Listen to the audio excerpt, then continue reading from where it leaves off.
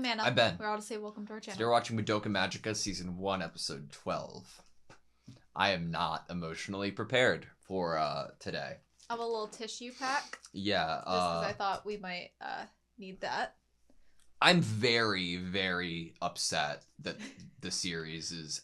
This is the last episode of the series. We're watching a movie after this, which I'm very excited for, don't get me wrong, but god damn it. I love Madoka Magica so much, and it feels like I am in some twisted, sadistic world that there's only 12 episodes, but that's probably one of the reasons why I'll put it as one of my favorite anime in history. We are still teetering with tattoo ideas, and I'm saying we because I'm trying to get him to get a matching tattoo with me. Yeah. If you have any ideas, let us know. If you have any Madoka Magica tattoos, let us know. Share your Madoka Magic. I don't think you can comment pictures. No. No. Darn it. So. Ready? Yeah. I'm gonna cry. Okay. Let's go. Sweet. Yeah? Oh no. To get her out of this loop.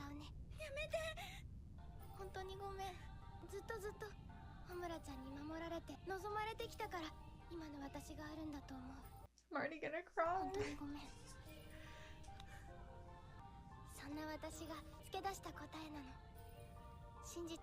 The answer she's found. I won't waste.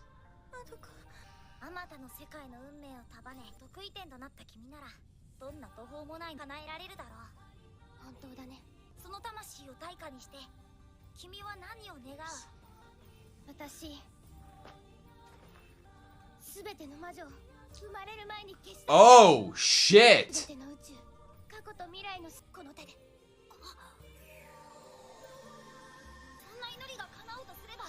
Unravel the fabric of time itself.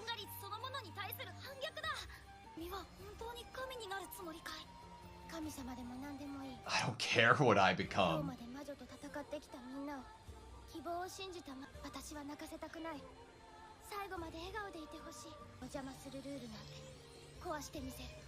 Oh my god!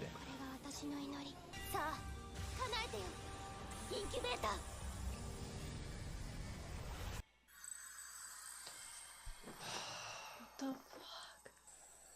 My very best. I'm literally gonna cry. I need to open this so it's ready.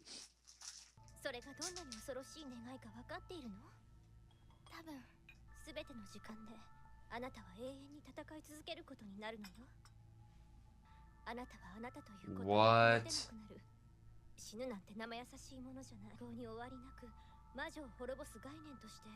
As a concept, a principle principle. that destroys witches. She'll forever be saving people.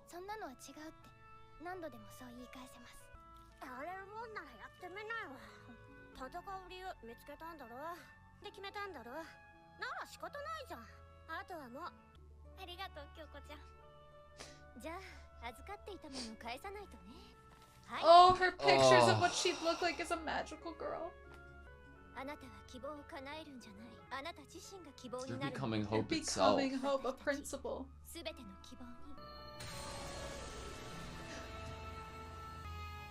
So fucking cool, man.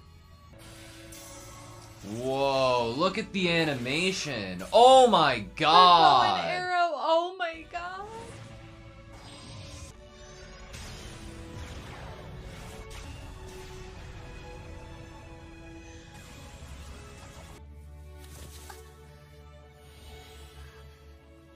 What?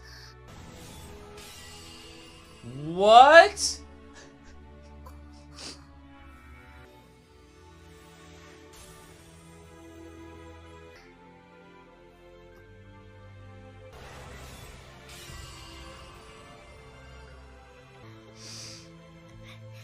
It's like they can die in peace. Like, that's so fucking crazy.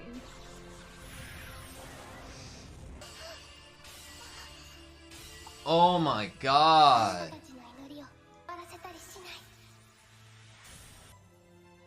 I won't let your prayers end in despair. Jesus.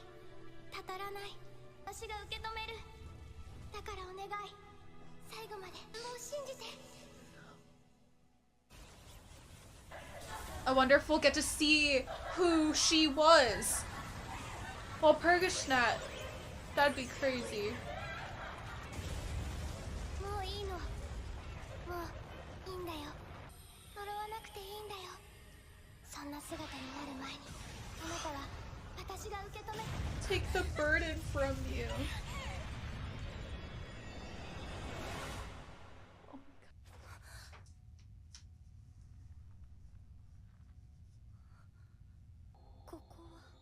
マドカがもたらした新しい法則に基づいて Reordering itself on the new laws of Madoka. そうか、超える魔法の使い手だったね。じゃあ一緒に見届けようか。 Like a rebirth. 存在のあれが彼女の祈りがもたらしたソウルジェムだ。 What? その壮大すぎる祈りを叶えた対価になる呪いの量がわかるかい。出すに等しい希望が遂げられた。 To an entire universe. 一つの宇宙を終わらせるほどの絶望をもたらすこと、当然だよね。 Yeah.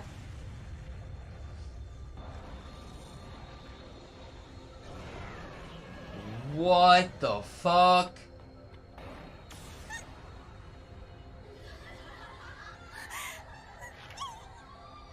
私の願いは全ての魔女を消し去ること。本当にそれが叶ったんだとし、私だって Then even I. もう絶望する必要なんてない。 Her dress.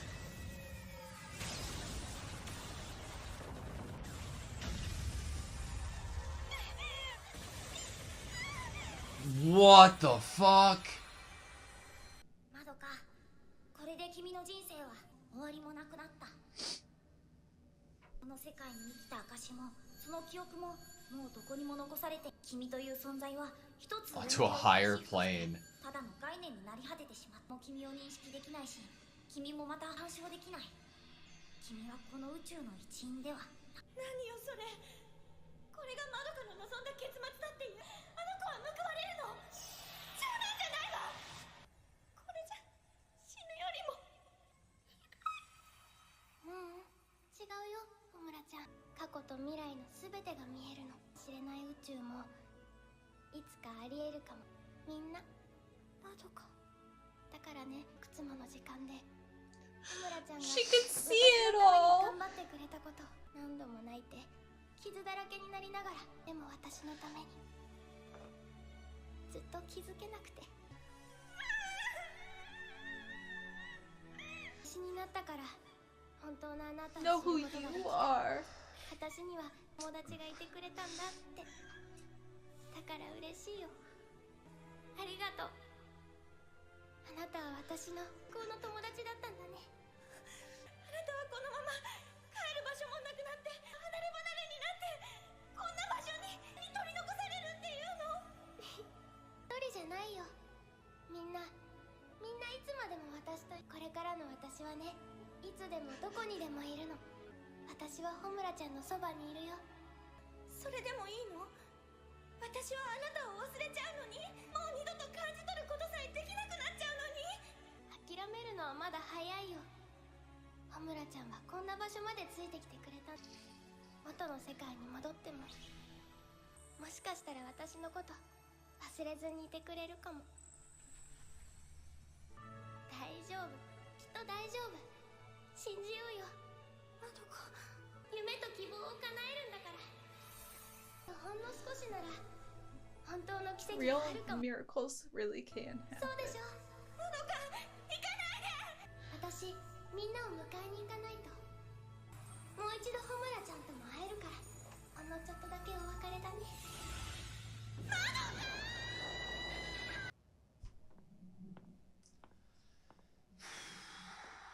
Wow. 上条京介です。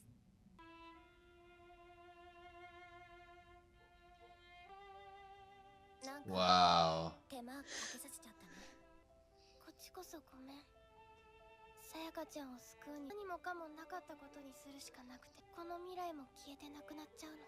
それは多分さやかちゃんが望む形、そのために頑張ってきたこともとっても大切で無意味じゃなかったと思うの。だからこれでいいよ。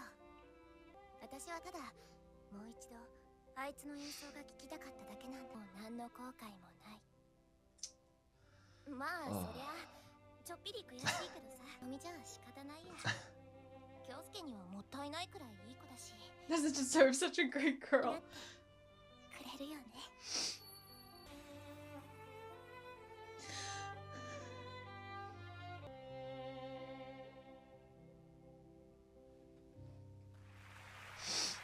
Oh. Oh, it's packed. Oh my god. さやか。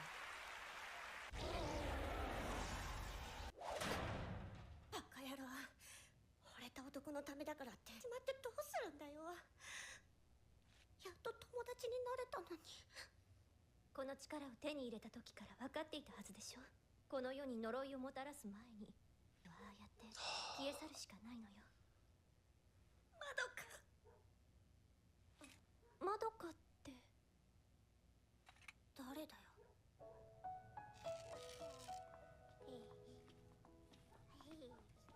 Is that her little brother?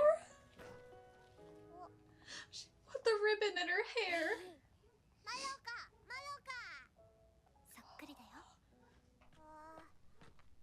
ほら、ダメじゃないか達也。女の人の髪を大丈夫でしたか？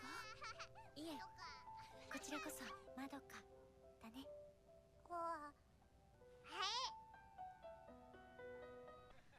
あその一人遊びする時の見えないお友達ってやつ？ Wow. にはよくあることなんだけどね。ええ、にも覚えがあります。マドカってさ、アニメか何かのキャラとか？さあどうだったか。覚えがあるようなないような。私もどっかで達也と一緒に見たのかな。た Wow. まにね、懐かしい響きだなって思うことがあるんだよね。 Nostalgic ring to it. マドカ、そのリボンすごく可愛いね。私の好みにド直球だわ。Something I would like. 差し上げましょうか。こんなおばさんには似合わない娘とかいたら。 Oh my god. What color are you gonna pick? 確かに君の話は一つの仮説としては成り立つ。仮説じゃなくて本当のことよ。だとしても証明しようがないよ。宇宙のルールが書き換えられてしまったのだと確かめる手段なんてないわけだし、記憶を持ち越しているのだとしてもそれはしかない夢物語と区別がつかない。浄化しきれなくなったソウルジェムがなぜ消滅してしまうのか。君の話にあった魔女の概念は人間の感情エネルギーを収集する方、確かに魅力的だ。 As a means of collecting the energy. 僕たちインキュベーターの戦略もってものになっただろうね。 Holy shit. そうね。ああいう魔女のいた世界では今僕らが戦っているような魔獣なんて Wraiths. Wraiths. 呪いを集める方法としてはよほど手っ取り早いじゃ Collecting ない。 curses. 簡単じゃなかったわ。 あなたたちとの関係だって理解できないな。人間の価値観は生まれなくなった世界でも Wow. それで消え失せるわけではない。 Wow. 世界の歪みや形を変え今も闇の底から人々を狙っている。今夜はつくづく正気が濃いね。次から次へと湧いてくる。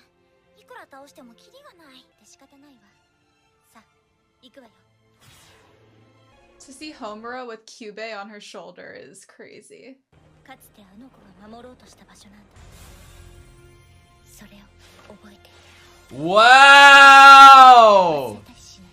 戦い続ける。かわした。 Her having the arrow.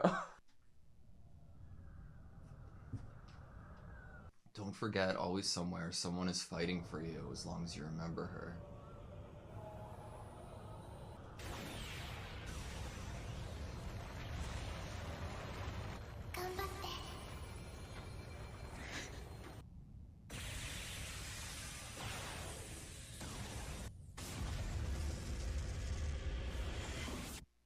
Okay, that was Madoka Magica. The final episode of Madoka Magica. I feel like a wreck. I was really scared to watch this episode because a lot of what's made Madoka Magica really important to me is the consistency and maturity in its theme. And I was worried that the ending was going to be the one thing that wasn't consistent.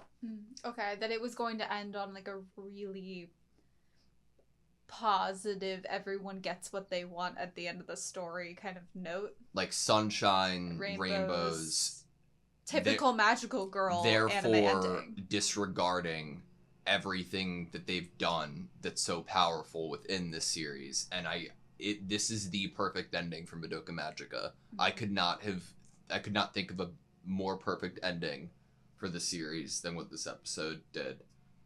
Especially because as a viewer of this series, it's not like I could think of another way out of the current situation that we were in, going into this episode.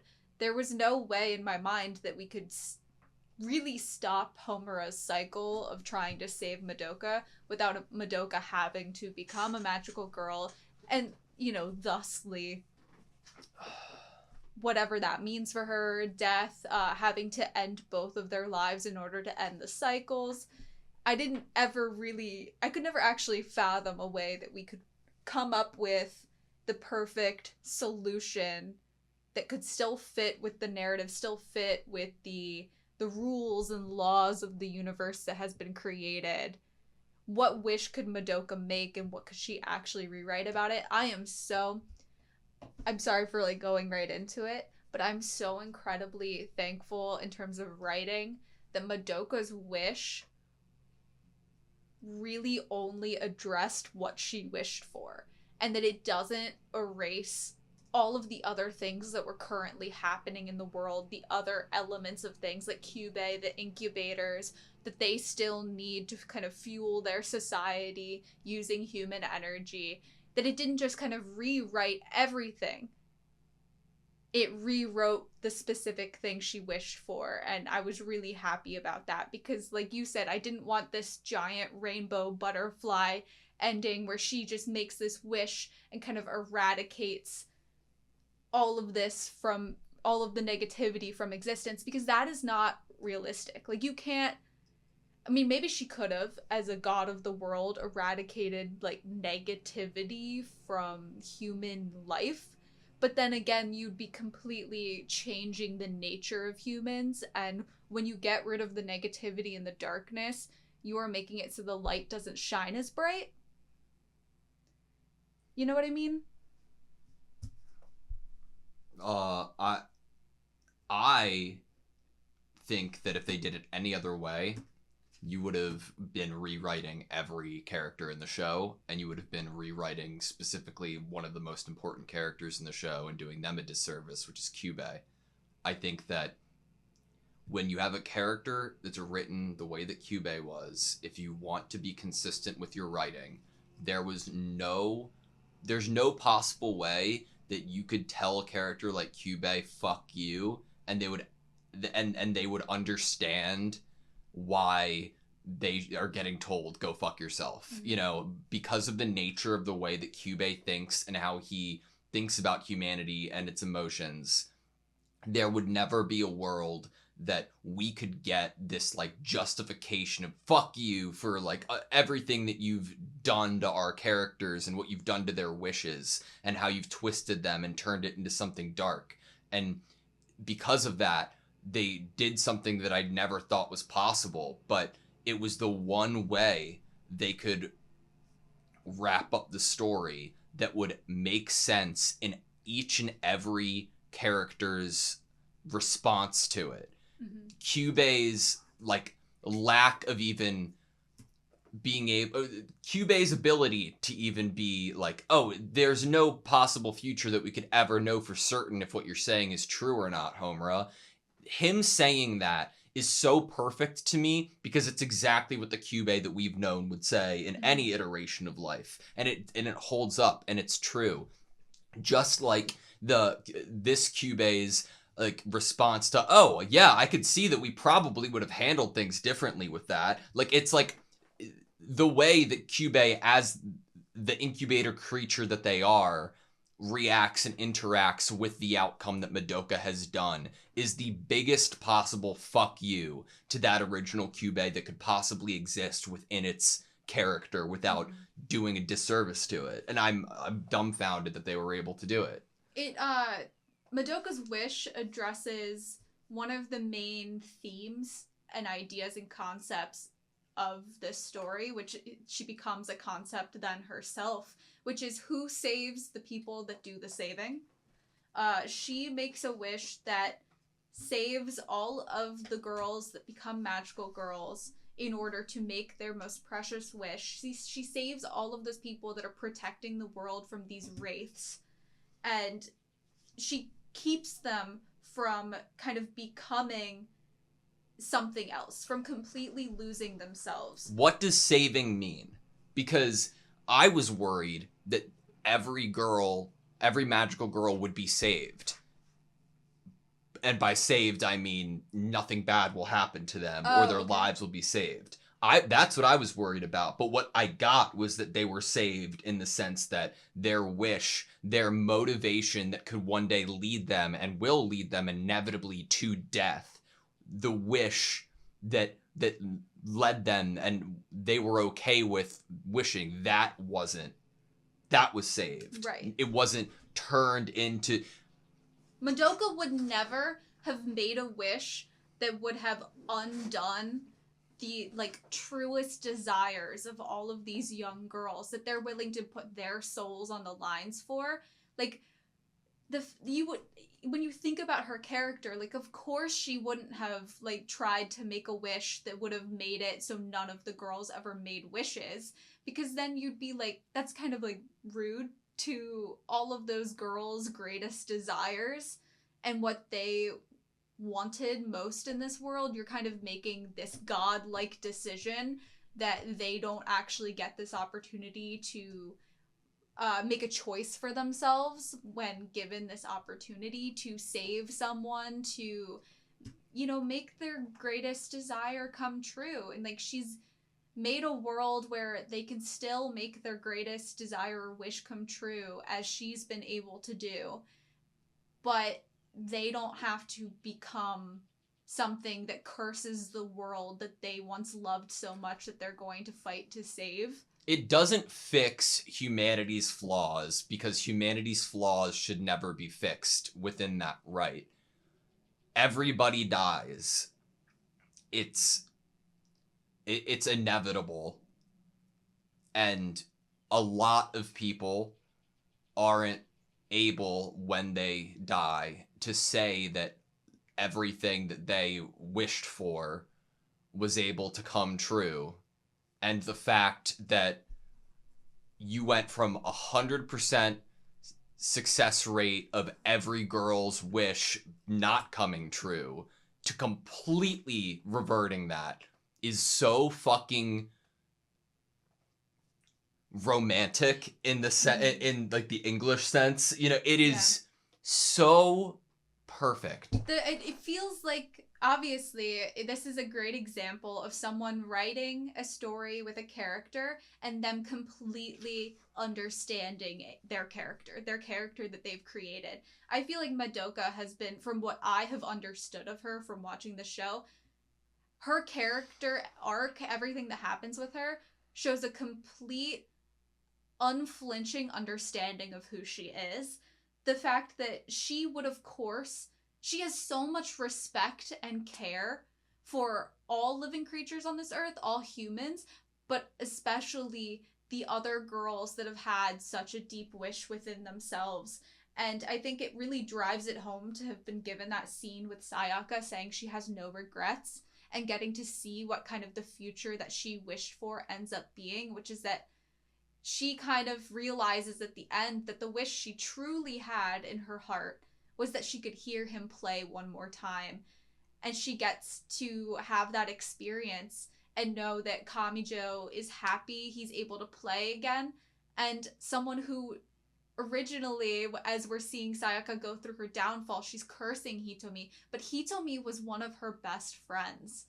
And now in like death, we could say she's able to be like, I love Hitomi, I love Kamijo, I love both of them. I want them to be incredibly happy. It's God, it's so fucking good, man. I love Sayaka so much, and it's not saying that by making this wish, you are never going to make the most perfect analytical decision that will make sure that you live as long as you can and get everything potentially perfect out of your life as possible. Sayaka made a decision. Sayaka is a young girl. She made a wish. She made a decision. And that exists. That happened. That shouldn't be changed. But with the understanding of the wish and coming to terms of of why she felt the way that she did, that is the most that could realistically be asked for if you're talking about human beings. Mm-hmm. It being put into this situation that Sayaka was in. Madoka couldn't get rid of human nature, free will, wishes, but even the existence of these other creatures and beings in the universe that are needing the human emotional energy as a power source. Kyubey brings up well, what about all of the other beings out there that someday will be we will not exist anymore if we cannot utilize you as a resource. Really, everyone has been saved to some degree. Their free will has been protected and respected. The other beings other than humans have still been kind of protected. There's still a dirty element to it. There's still a dark element to it. I do hope and think that because Homura has all of her memories still and is having a closer interaction with Kyubey to the point of bringing up we had a rocky relationship in that universe, gives me hope that whenever someone becomes a magical girl now, that there is kind of a different structure to the becoming of a magical girl, whether a more kind of accurate detailing of what it means to make a wish. I don't think so. It might not actually happen that way. I'm just saying. You can't change Kyubey's character. You can't change his character, but Homura's now more involved in terms of having a relationship with Kyubey, and I feel that could lead to there being a little more of a make sure Kyubey of this universe respects or understands the girls that he's talking to a little more, and they have maybe a healthier relationship, but it's still dark and it's still dirty. I think the only reason that the healthy of the relationship it would be at all healthier is just by the nature of the ends to the mean. It's not at all because anything anybody would ever say to anything any human would ever say to Kyubey would not make sense regardless of the reality that they're in. I have a question. So follow me here. Homura, whereas Madoka is a god, right? And Kyoko and Mami and Sayaka were magical girls. Homura, I feel, is in between those two. Yeah. Because of that, and because of the several iterations of what Homer has gone through, and now Madoka's understanding, which is I want to talk about too, but not the point of what I'm asking. With Homura's powers in mind, was Homura Walpurgisnacht?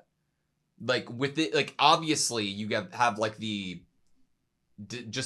gear and cog design elements of Walpurgisnacht that is very, very similar to all of Homura's magical abilities.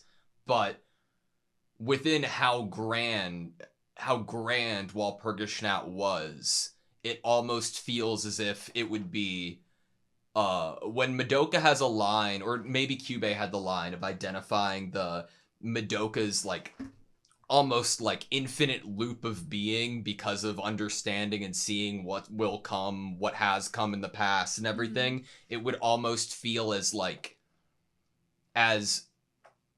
permanently infinite if Homura was Walpurgisnacht. I was thinking during the episode that it was possible because Walpurgisnacht is a witch that appears in different specific times in different locations. It's something that doesn't just always occur. It's one of the strongest witches in existence or from history, which if you think about what we already heard about Homura creating this loop has thusly made her and Madoka infinitely more powerful or as magical girls in every iteration.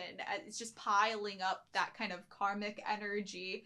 I think that it fits, especially with the ability of Homura, that a witch of Homura would be able to kind of bop around to different timelines and enact devastation.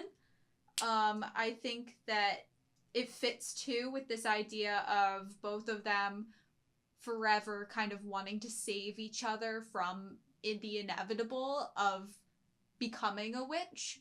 Yeah.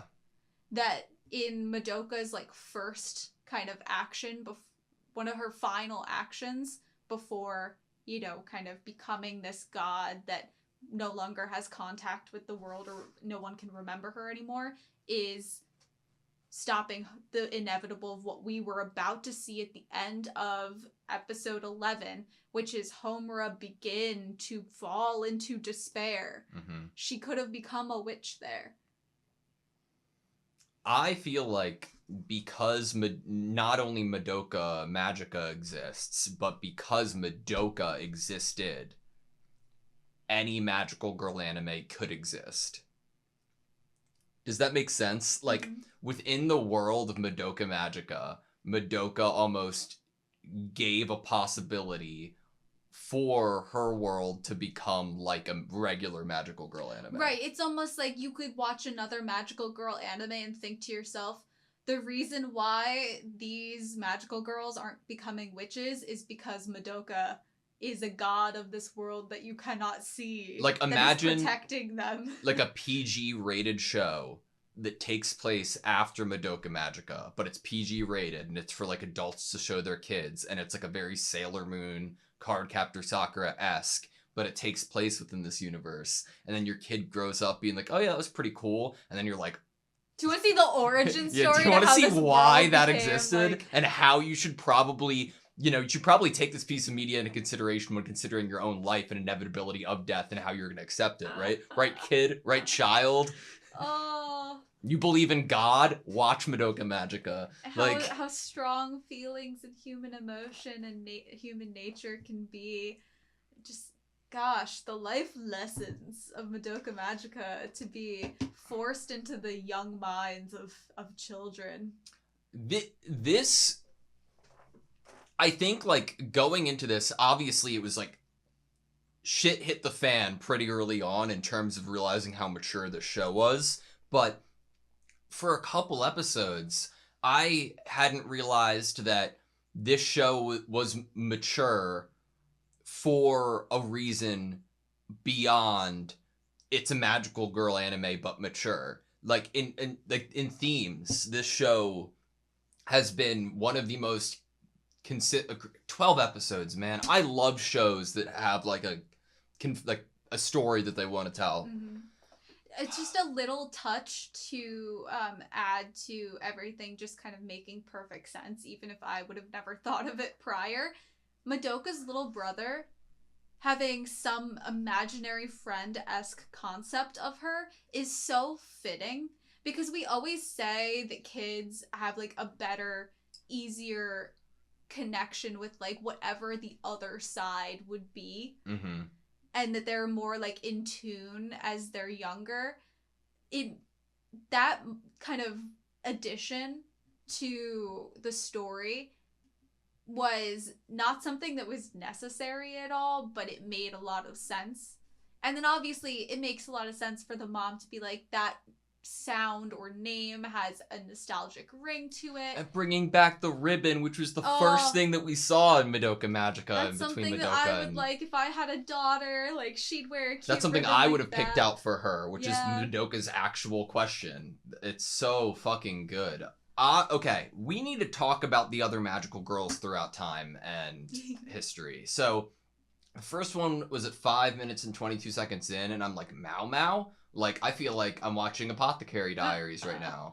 And I couldn't tell you where this was. Like, I don't think I know a location or country or anything. I mean it, that I literally could watch any iteration of the characters that we saw that we don't know anything about.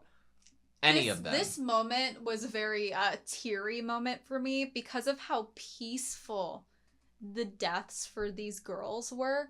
Mm-hmm. It's like they were like, oh my god, thank goodness I didn't get to the point where I cursed this world and made a problem for other people, like created, like, because they know, well, at some point they know that, like, from just non-connected of idea that they will become witches someday, they know that witches can kill people and take lives and cause suffering. And so just the idea that, like, peaceful release, like, oh my god, I'm not gonna be a murderer. Mm-hmm. Like, thank goodness. Like, oh. Like, seeing... It's exactly what they showed with the Sayaka. This girl is, what, a teddy bear? A cute teddy bear magical girl. Then we get 637. We get the Egyptian. Pharaoh magical girl, which, come on. That's super cool. That's my number one of spin-off. In terms of, like, wanting, a spin-off of it. But what's close is what I thought to be a Joan of Arc-esque magical girl who is getting burnt at the stake for, probably ironically enough, being a witch. You know? That's wild. Man. There was, like, one that was in a soldier outfit. And then there was obviously the burning at the stake one. There's one in a train, which I don't even... Jesus fuck. There was one that was, like, in a war-torn city that was being, like, bombed, I think. Yeah. Man. I'm really impressed with Madoka as a character. Yeah. It definitely, what you brought up, like her little brother and her mom talking about the imaginary friend thing, I loved that as well. But I think Madoka's, like, maturity specifically shown in the conversation with Homura and how her understanding and way of thinking about this situation was really fucking cool to me. There's such a like you said, there is a maturity to it's really cool that this character that we've kind of been shown to be maybe a little more naive or innocent or, like, rainbows and butterflies, hopeful in their mind, can also be so emotionally intelligent. The respect factor, the caring for people, that she asks for the same in others. Like, can you this answer that she's found, that she has decided she wants to use her life for, like, she's asking Homura to do the same thing for her that she's trying to do to all of the other magical girls, that she's going to continue to respect their wishes, you know? Yeah. And that she's asking for Homura to do the same. This is the answer she found. She doesn't want it to be wasted. It's She's keeping gonna hope use alive. her life for it. Yeah. Like, her idea of, like, it was very Homura to be like, are you sure you're okay with this? I don't want you to be making, like, another decision that I've seen you already make, like, that You then is regret. very hope, but it doesn't end in anything. But the integrity of Madoka's meaning of hope is kept intact by the unsure nature of the situation that both of them are in. By Madoka, this being different because this iteration of Madoka has all of the knowledge of the past attempts Homura has all made, and then with the acknowledgement of not knowing, Madoka says, maybe you will remember me. Maybe it will, like, there's this hope that that character of Madoka is able to send off in the way that every other magical girl now was able to send off with. Right. And you brought up a great moment that we get this feeling during the, last couple episodes, especially as we're learning what Homura has gone through for Madoka, there's this kind of uncomfortable sadness of knowing that Homura has been fighting so hard and becoming such deep friends with this person that doesn't even really know her like that. Mm-hmm. And to get a line like, I know who you are now. Like, I didn't know that I had such a precious friend, and that Madoka has now been able to become privy to, like, everything that Homura has gone through and done. And it just takes me back to those moments where Madoka kind of walked away from Homura as Homura tried to stop her from becoming a magical girl or interacting with Kyubey. And of course Madoka was a little bit like, why is this girl acting like, you know, she knows me so well. Yeah. But to be able to have her at the end kind of know everything Homura's been through, it brings them both to the same kind of playing field by the end of the story. And it's beautiful, and I want to cry. I like Madoka's final form. Like the white dress, the white gloves, and the wings. Oh. And Homura has, like, wings and an arrow in the end. Oh my god, you know, as she's fighting wraiths.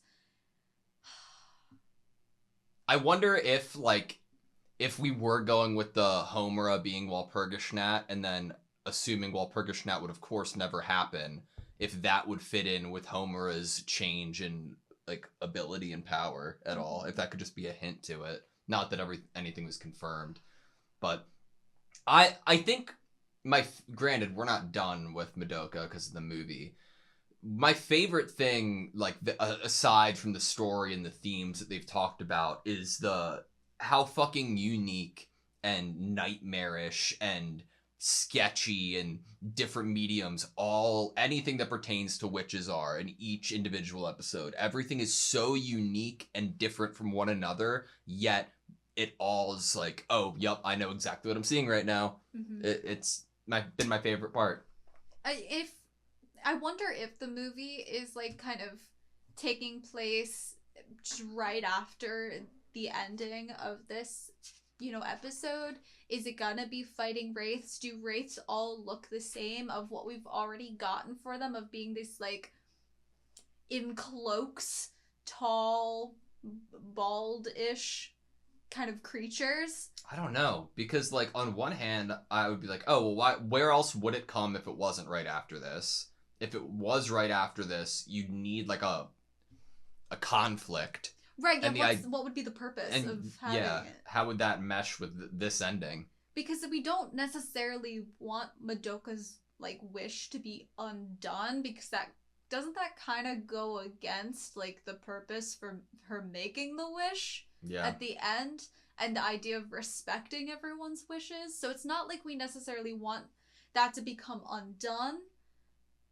But what is it? Is it just, like, life remembering Madoka? But we already got that at the end of this episode. So maybe what it's a would be what a if? conflict? A what if? Does it not take place with these characters that we've come to love? Or it could be, like, a parallel universe or moment in time where Madoka still existed, and it's like it took place in the middle of Madoka Magica, and it's like all four of us going to, or five of us, somehow all on the same team and page, fighting against, like, several witches where we're all, like, happy at the end and can see each other's abilities. I don't know. You know what could be interesting too? Not that I think that it's gonna happen. I'm curious of these other beings in the universe. Yeah, Kyubey kind of opens up this idea that there's this whole world that is waiting to meet the humans once they've kind of, like, advanced technologically enough to come meet the rest of the universe. Like, once you guys are ready, there'll be no one left to meet. You know, we'll all be gone because we won't have you as a resource anymore. It could be cool to see what the rest of, like, just in terms of, like, as you brought up the mediums of art kind of changing with the witches, I want to see what the mind that created Madoka Magica would create for all these other alien beings. A different type of incubator could come to Earth from, like, a different species, and they could try to have their own type of, like, magical girl, and that incubator could, like, be wars. Yeah. Interesting. You ready to watch a movie? Yeah. It's like typically when you don't have a episode as fantastic as this episode is, it'll be easy to remember specific plot points and call outs you want to make or things like signs of animation. Like I love the animation of Madoka using that final blast around the earth, for example. I loved it. But when you are me and throughout this one episode, I have how many timestamps? 1, 2, 3, 4, 5, 6, 7, 8, 9, 10, 11, 12, 13, 14, 15, 16, 17, 18, 19, 20, 21, 22 different timestamps in a 22-minute episode. I am literally just going to be rewatching an episode at that point. If I go like that is something worrisome for watching a movie in terms of like how we will structure an after our little after party that we have after watching something, because we're used to watching 23 to 29 minute things. Yeah. And then we spend 40 minutes to 50 minutes talking about that thing. Yo, like I'll like watch anime and then get really hyped when the movie comes out because I'm like, then you get like a movie budget, then you get movie time. Movie animation. What the fuck would that mean when Madoka already has movie quality everything? Like, what does that mean? It gets I don't know. an hour and a half of them being able to just do whatever the fuck they want, please. That like, does bring up like a interesting question though, because sometimes when things get that bigger budget or there's a later version or content, whether it's a reprisal, like, you know, like redoing of something Like a or reboot? a movie, like reboot. I was looking for a word and I was like, it starts with re.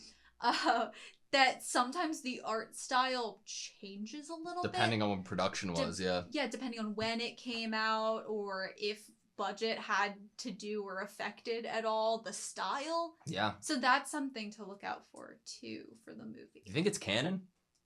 I would think so. I don't think maybe we'd be watching it if it wasn't canon, but Probably. yeah. I don't know.